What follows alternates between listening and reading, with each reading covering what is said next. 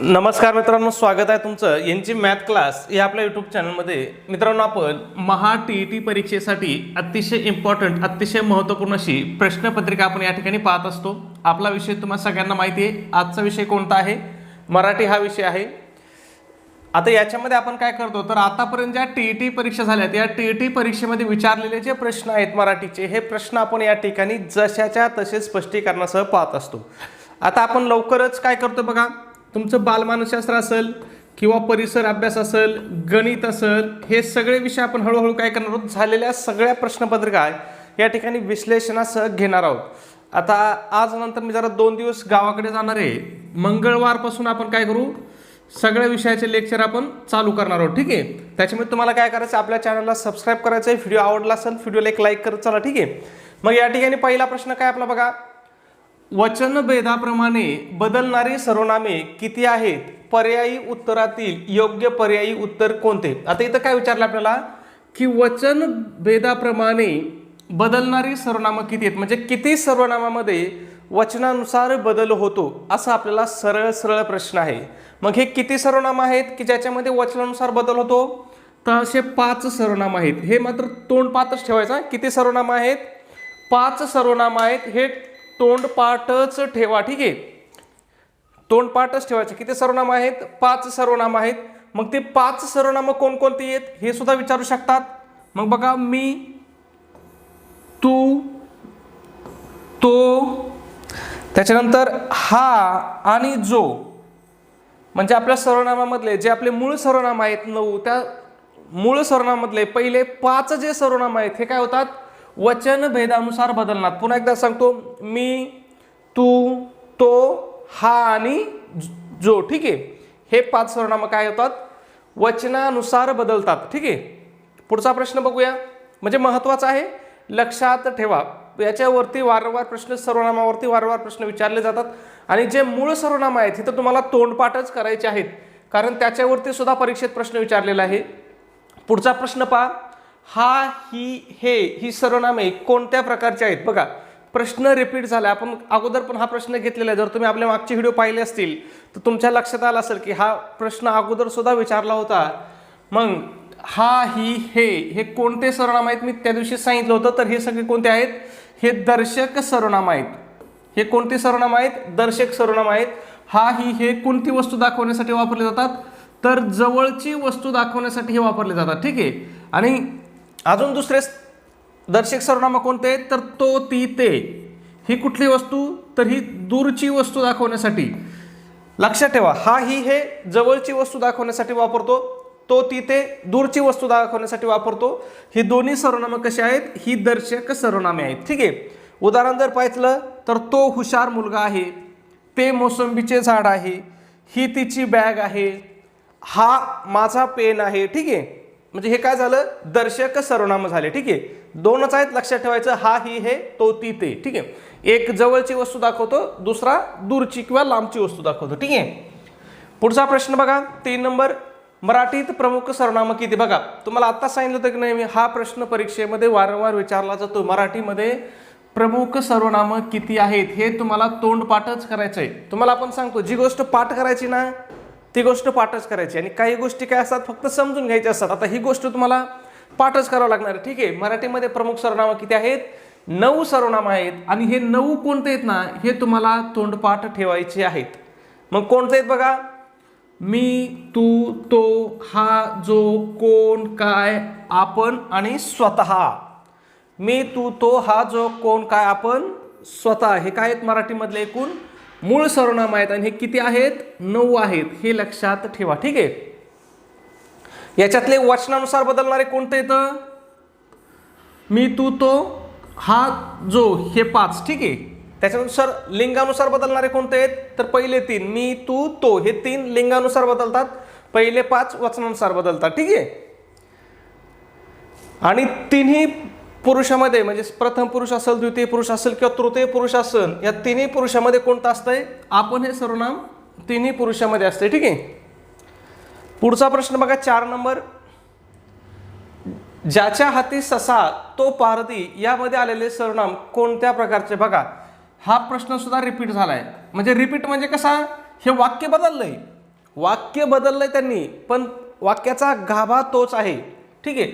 मग बघा, ज्याच्या हाती ससा तो पारधी, म्हणजे काय आलं इथं, जो तो आलाय की नाही. मग हे कोणतं सर्वनाम झालं याच्यामधलं बघा, ज्याच्या, म्हणजे हे जे ज्याचे आहे हे कोणतं सर्वनाम झालं, हे काय झालं बघा, संबंधी सर्वनाम झालं. ठीक आहे.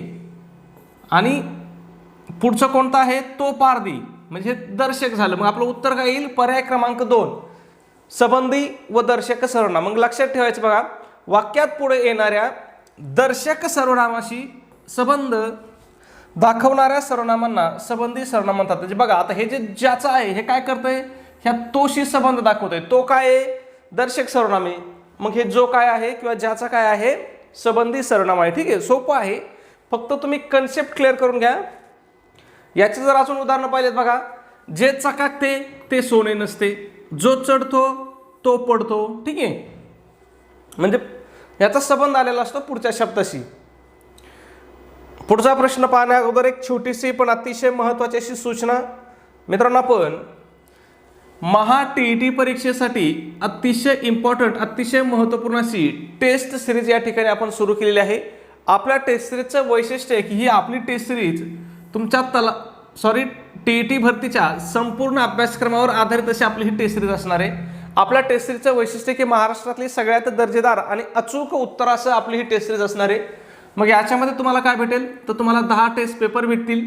त्याचबरोबर आतापर्यंत झालेल्या TETचे किंवा TETच्या सर्व प्रश्नपत्रिका तुम्हाला उत्तरासहित, म्हणजे उत्तर की सहित किंवा उत्तर सूची सहित तुम्हाला या ठिकाणी प्रोव्हाइड केल्या जातील. ठीक आहे. त्याचबरोबर याच्यावरतीच आपण फ्रीमध्ये अतिशय IMP अशा नोट्स सुद्धा प्रोव्हाइड करत आहोत.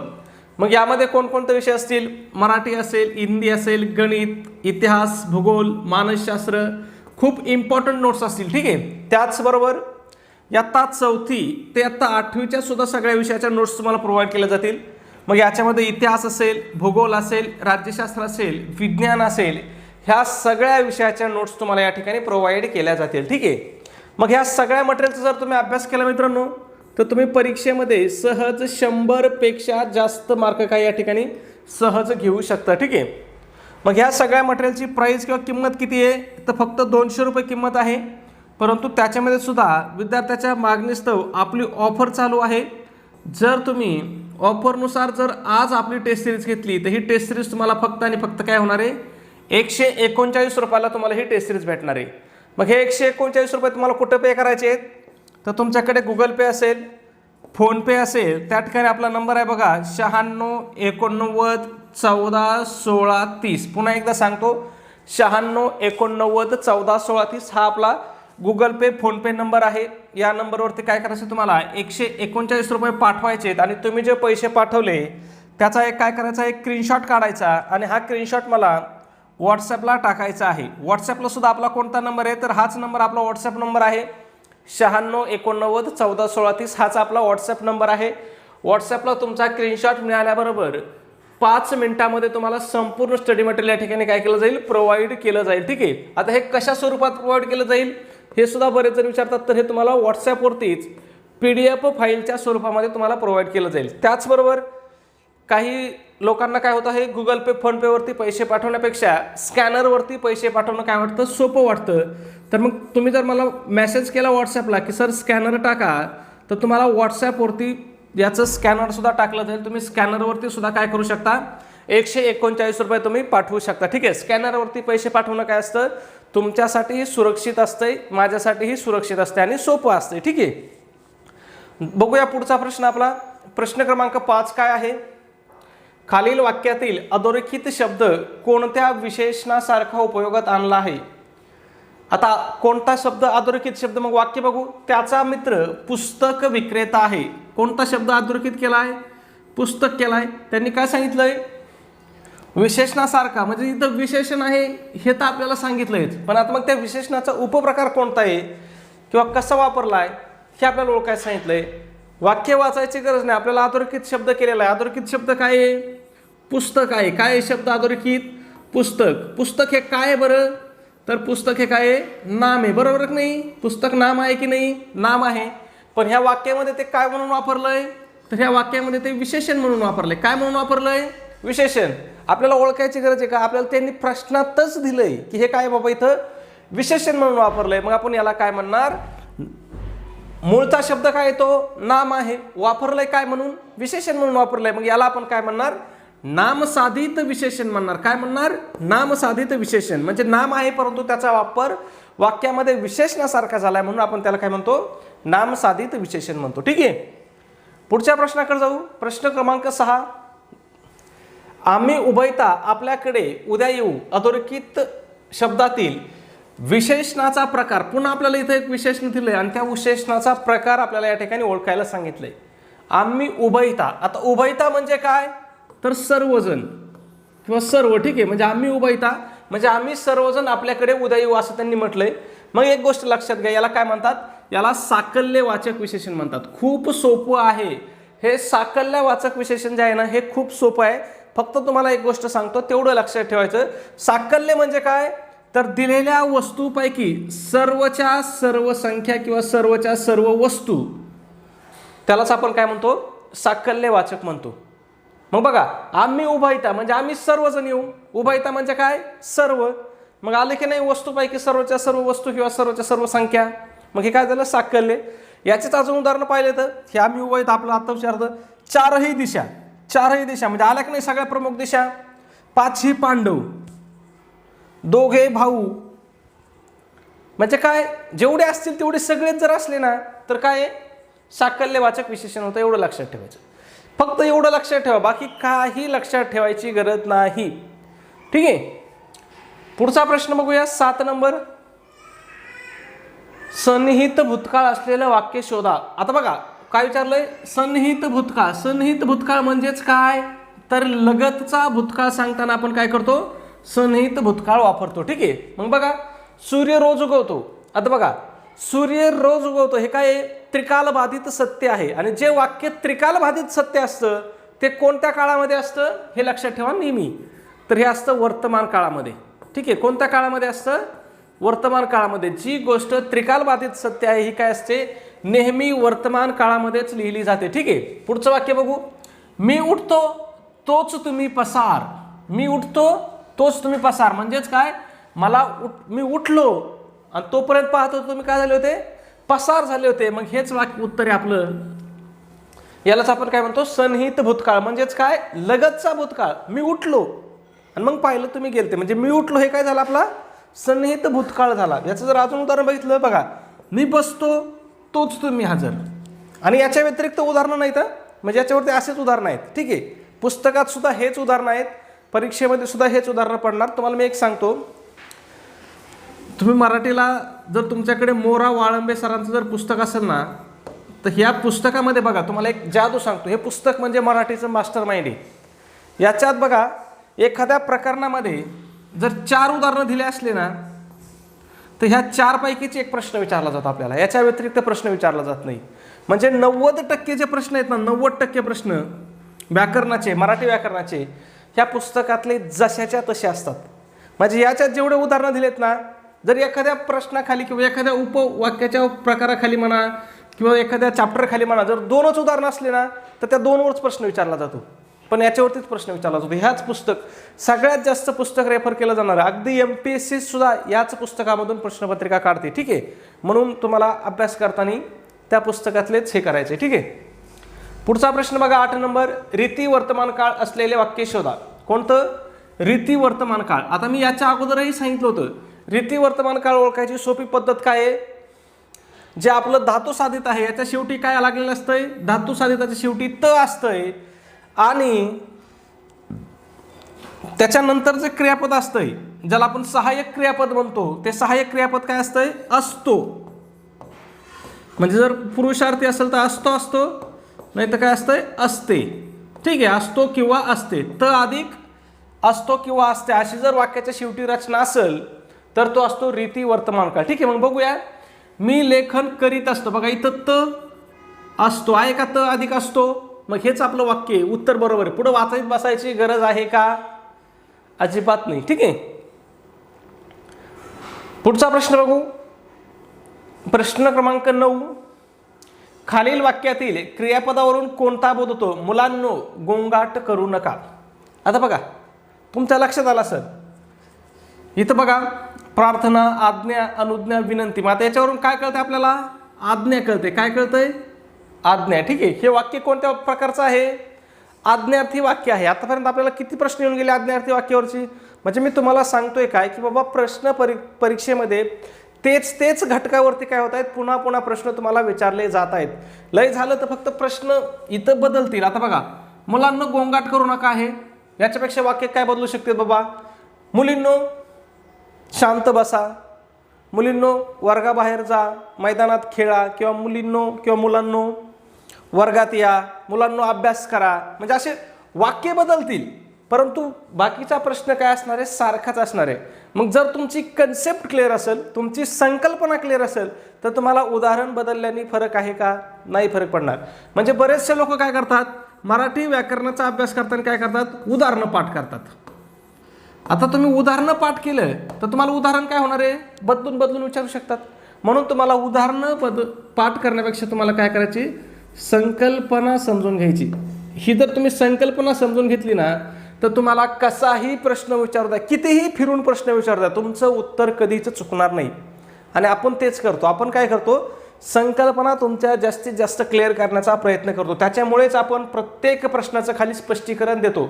नाही तर आपल्यालाही 20 प्रश्न जर आपण घेतले, म्हणजे मलाही वाटतं काय करावं बाबा, एकाच लेक्चरमध्ये बाकीच्या सारखे 50 प्रश्न घ्यावात. पण बाकीच्या सारखे जर आपण 50 प्रश्न डायरेक्ट नसतं, वाचायचा प्रश्न उत्तर सांगायचा, वाचायचा प्रश्न उत्तर सांगायचा, त्याला काहीही अर्थ नाही. त्यांनी जरी थंबनेल टाकलं असलं 50 पैकी 50 मार्क घ्या, मराठी व्याकरणाचे 50 अतिशय महत्त्वाचे प्रश्न, गणिताचे अतिशय महत्त्वाचे 50 प्रश्न, महत्त्वाचे 50 प्रश्न नसतातच. कुणीच सांगू शकत नाही की प्रश्न तो परत रिपीट होणार आहे का, आणि प्रश्न जशाच्या तसा रिपीट होतच नाही असं म्हटलं तरी चालेल. लईत लईत 10 ते 15% प्रश्न, किती? 10 ते 15% प्रश्नच परीक्षेमध्ये जशाच्या तसे रिपीट होतात. परंतु ज्या टॉपिकवर प्रश्न आलाय तो टॉपिक जर तुम्ही क्लिअर केला तर मग मात्र तुम्ही 100% काय योग्य दिशेने आहात, योग्य प्रगतीने आहात, योग्य अभ्यास करत आहात. ठीक आहे. म्हणजे उदाहरण चेंज होऊ शकतो, परंतु टॉपिक तोच असतो, मुद्दा तोच असतो. त्याच घटकावरती प्रश्न येत असतो की ज्या घटकावरती अगोदर प्रश्न आलाय. म्हणून तुम्हाला काय सांगतोय, उदाहरणं पाहण्यापेक्षा तुम्ही त्या घटकाचा जास्तीत जास्त अभ्यास करा. म्हणून तुम्हाला प्रश्नपत्रिका बघताना स्पष्टीकरणासारख्याच बघायच्या, ज्याच्यामध्ये तुम्हाला त्या उदाहरणाबरोबरच काय दिलं जाईल, खाली तुम्हाला स्पष्टीकरण दिलं जाईल. ठीक आहे. गायींना शिंगी, गायीची शिंगे गायीला भारी नसतात, ही म्हण कोणत्या प्रसंगी वापरली जाते? तुम्ही म्हणता कधी कधी मास्तरला वाचता येत नाही काय? तसं नाही. इथं काय होतंय, समोर लाईट जी आहे ना वरती, ती लाईट मला इथं दिसते बघा, एवढ्या याच्यामध्ये. त्याच्यामुळे इथला जो शब्द आहे ना, म्हणजे आता ही मी जर असं पुढं सरकलो ना, तर म्हणजे ह्या पूर्ण ओळीमध्येच ती लाईट दिसते. म्हणजे मी इथं असलो तर इथं दिसते, मी जर इथं आलो तर इथं दिसते, कारण ती वरती आहे. मी इथं आलो तर ती इथं दिसते बा. ठीक आहे. मग त्याच्यामुळे काय होतं, तो शब्द कधी कधी वाचण्यामध्ये गोंधळ होतं. म्हणून मी तरी बी थोडीफार वाकडी मान करून वाचण्याचा प्रयत्न करत असतो. ठीक आहे. गायीची शिंगे गायीला भारी नसतात, ही म्हण कोणत्या प्रसंगी वापरली जाते? काय? गायीची शिंग गायीला भारी नसतात, ही म्हण कोणत्या प्रसंगी वापरली जाते असं विचारलंय. मग तुम्हाला सगळ्यात आधी या म्हणीचा अर्थ माहीत पाहिजे. जर तुम्हाला अर्थ माहीत असला तरच तुम्ही याचा वाक्यात उपयोग करू शकता, किंवा कुठं वापरले जाते हे माहिती करून घेऊ शकता. मग गायीची शिंग गायीला भारी नसतात याचा अर्थ काय होतो, तर आपल्या माणसांचे पालन पोषण करणं आपल्याला अवघड नसतं. आपल्या माणसांचं पालन पोषण करणं आपल्याला अवघड नसतं, हा या म्हणीचा काय अर्थ आहे. मग आता उदाहरण बघूया. गायीच्या शिंगामुळे एखाद्याला दुखापत झाली तर होईल का? नाही. माहेरचे पाहुणे एखाद्या स्त्रीच्या घरी आले तर नाही. पुढं काही दिलंच नाही ना. दुसऱ्या मुलांची जबाबदारी घेताना, दुसऱ्याच्या मुलांची जबाबदारी घेताना, स्वतःच्या मुलांचं ओझं वाटत नाही हे सांगताना. ही तर काय ही म्हण कधी वापरली जाते की स्वतःच्या मुलांचं ओझं वाटत नाही हे सांगताना ही म्हण वापरली जाते. म्हणजे समजा एखादी लेक असेल, तिचं सासरच्या घरी काय असतं बघा, पटत नसतंय, आणि मग ती माहेर आली येते, तर तेव्हा तिच्या आई वडील काय म्हणतात, भाऊ सांभाळू आमची मुलगी आम्ही सांभाळू, आमच्यासाठी ती काय अवघड गोष्ट नाही किंवा कठीण कार्य नाही. मग त्यालाच आपण काय म्हणतो, गायीची शिंग गायीला भारी नसतात. आपल्या इकडे बघा म्हणतात बाया, गायीची शिंग गायीला जड नसतात. ह्या भारी शब्दाऐवजी ते फक्त इथं काय म्हणतात, गायीची शिंग गायीला जड नसतात असं वाक्य वापरतात. ठीक आहे. म्हणजे स्वतःच्या लेकरांचं पालनपोषण करणं हे आई वडिलांना जड नसतंय. ठीक आहे, किंवा कठीण नसतंय. पुढचा प्रश्न, लेखक आनंद यादव यांनी कोणते पुस्तक लिहिले आहे? कुणी? आनंद यादव कोणतं पुस्तक लिहिलंय? ठीक आहे, आनंद यादवांनी कोणतं पुस्तक लिहिलंय असं आपल्याला या ठिकाणी विचारलंय. ऑप्शन आहेत उल्का, गोतावळा, बलुत, कोसला. तर या ठिकाणी कोणतं योग्य उत्तर आहे आपलं? गोतावळा हे आपलं योग्य उत्तर आहे. आनंद यादवांनी कोणतं पुस्तक लिहिलेलं आहे?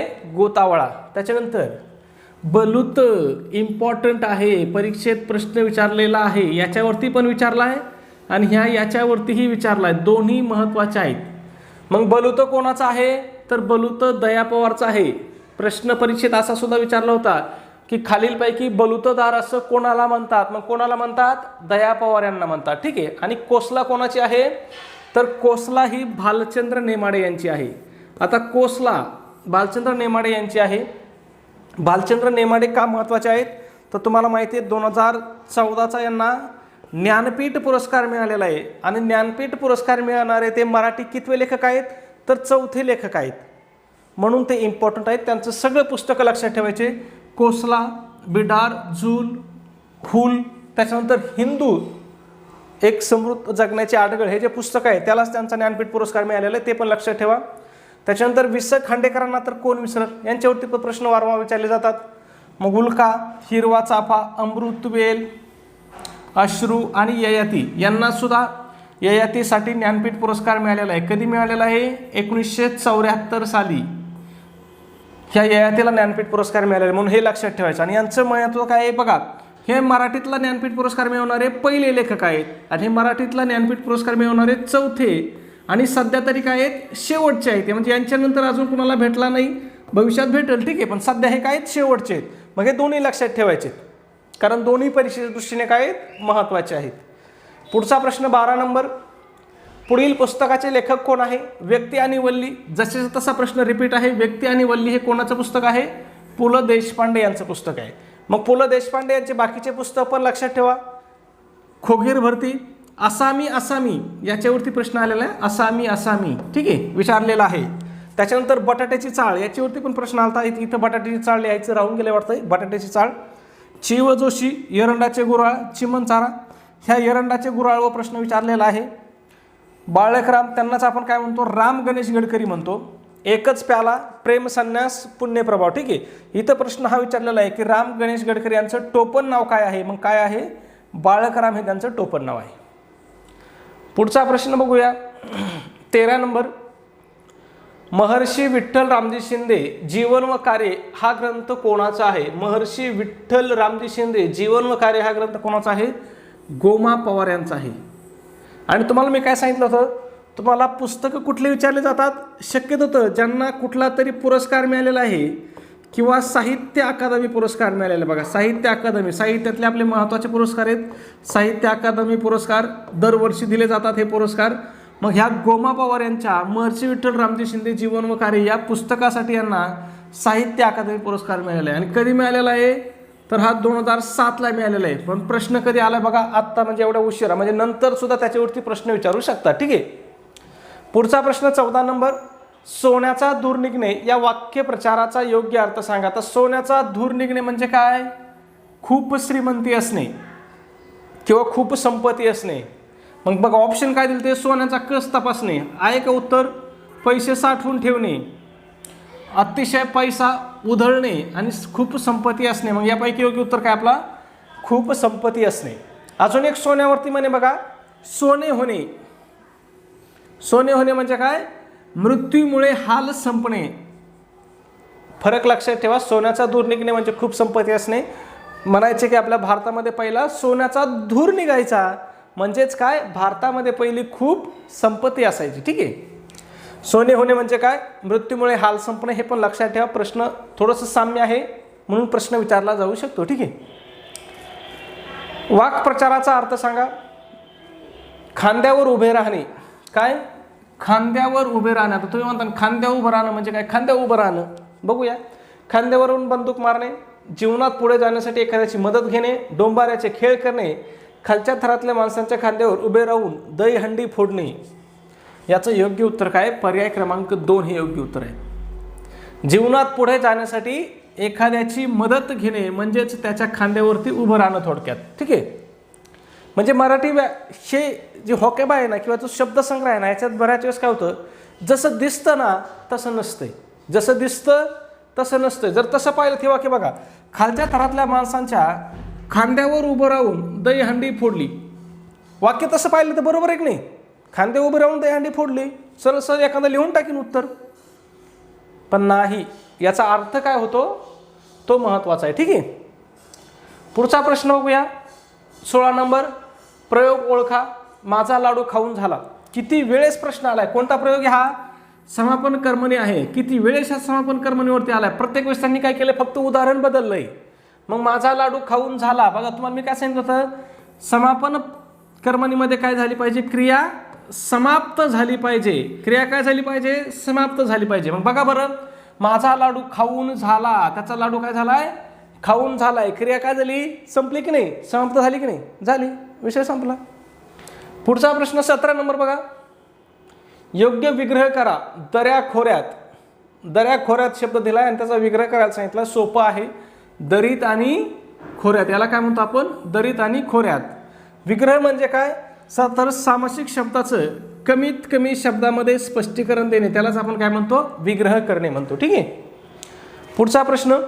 पुढील शब्दाची त्याच्या विरुद्धार्थी शब्दाशी जोडी जुळवा. कोणत्या शब्दाशी?